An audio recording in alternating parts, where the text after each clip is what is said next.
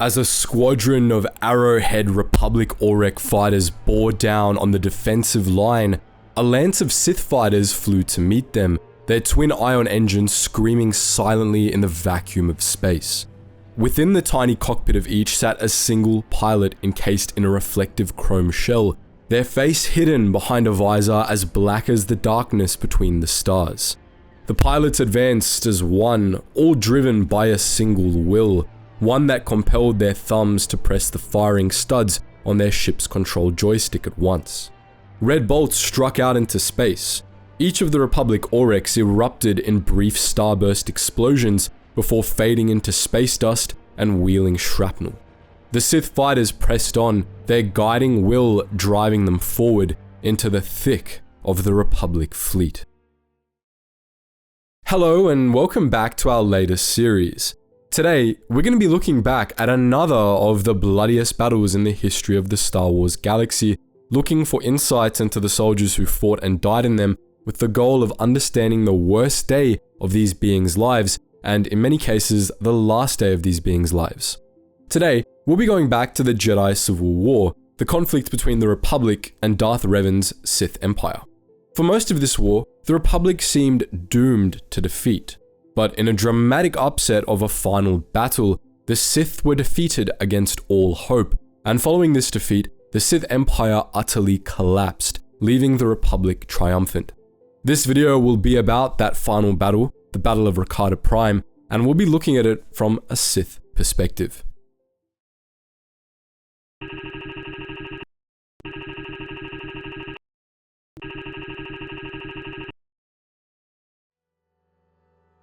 In 3960 BBY, after leading the Republic to victory in the Mandalorian Wars, the Jedi Knights Revan and Malak disappeared from known space, taking a third of the Republic fleet with them.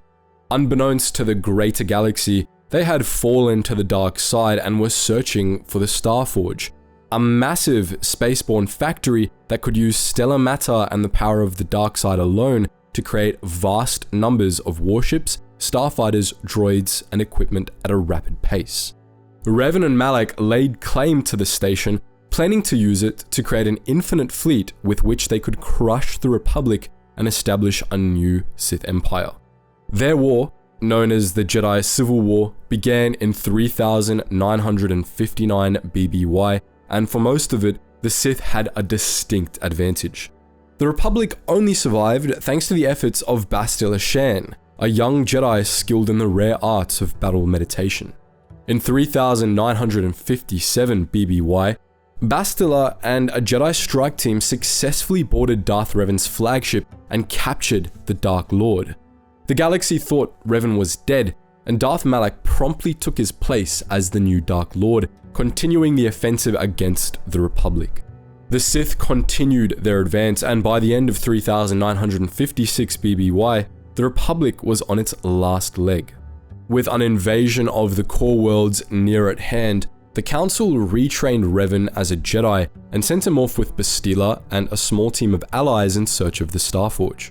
Revan successfully located the Starforge in the vicinity of Rakata Prime, the Rakadan homeworld, but tragedy struck during their quest.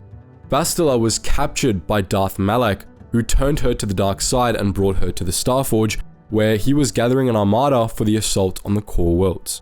Malak planned to have Bastila lead the assault, using her battle meditation to crush the Republic once and for all. Once Revan and his allies located the Starforge, they contacted the Republic Navy, which promptly sent the largest fleet it could spare in the hopes of taking out the Starforge and stopping the Sith. They engaged the Sith Armada, but they were initially unable to make any headway, as Bastila was using her battle meditation to strengthen Sith defenses. As long as she was allowed to continue, the Republic didn't stand a chance of victory. Hoping to defeat or at least distract Bastila, Revan and a small team of Jedi boarded the Starforge. They fought their way deep into the space station, cutting through wave after wave of Sith troops to get to Bastila. Meanwhile, the Sith Armada formed a massive defensive line, aiming to prevent the Republic fleet from reaching the Starforge. The Dodonna's ships probed for a break in the Sith battle lines but were unable to find one.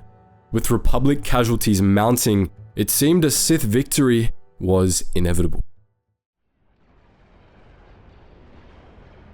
With the light of the star burning close beneath them reflected in their hulls, two great fleets of warships closed, red and green turbolaser bolts dancing between them as they fought in the shadow of the Star Forge. The great space station loomed over the battle, a three-winged obelisk of metal gorging itself on stellar matter drawn up in great plumes from the star below.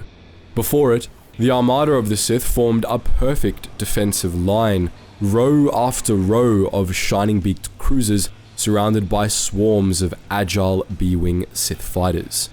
The Republic warships pressed their lines, Hammerhead cruisers and foray blockade runners peppering the cruisers with turbolaser fire, while squadrons of arrowhead-shaped Republic starfighters searched for a gap in the Sith lines. But they found none. A lance of Sith fighters bore down on a few advancing Republic Aurex, shredding them to pieces with perfect coordination before moving on toward the Republic fleet.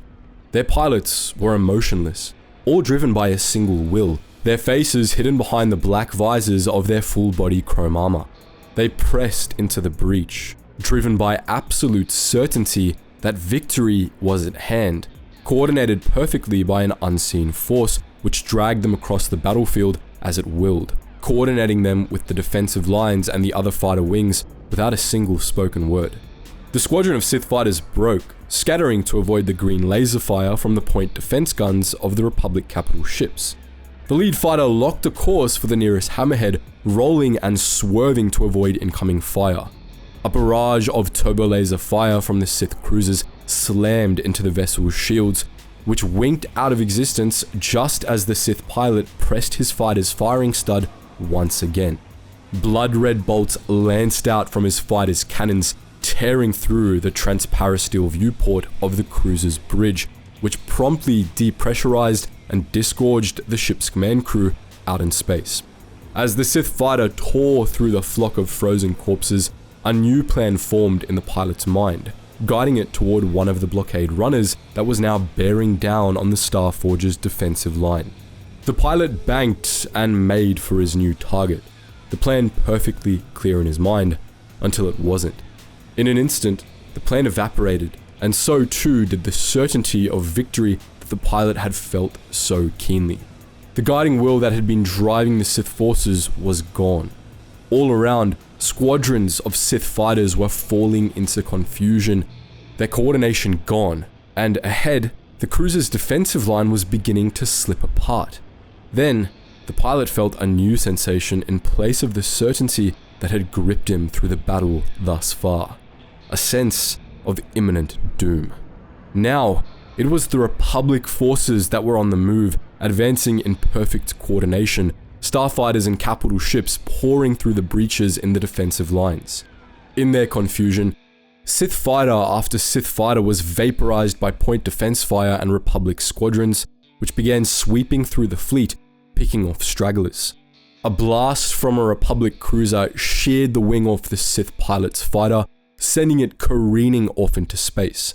As the ship's inertial dampeners failed and G-forces began to crush his mind into unconsciousness, the pilot just barely registered as the Republic hammerheads bore down on the Star Forge, their victory close at hand.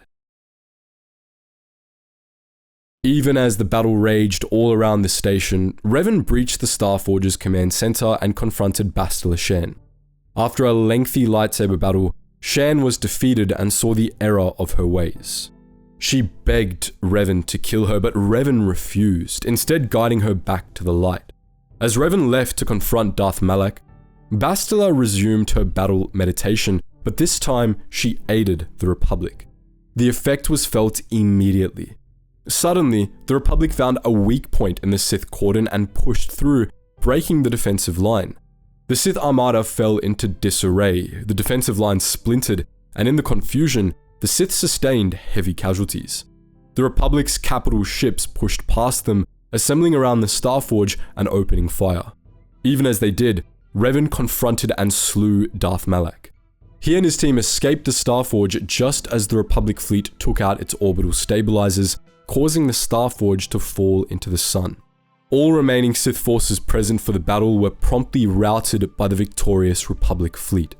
In this single battle, the Republic decapitated the Sith Empire, destroyed the Starforge, and wiped out the vanguard of the Sith fleet. With the chain of command obliterated, the Sith turned on each other all across Sith space, fighting a brutal but brief civil war that destroyed all that was left of the Sith Empire. By the end of this bloodbath, the Sith Civil War, the Republic had reclaimed every last system it had lost to the Sith, and the empire Revan and Malak built was no more. But that does it for this video. What do you think of this series so far? Let us know if you'd recommend any other cool series we could do in the future. As always guys, thank you so much for watching, and I hope to see you in the next video.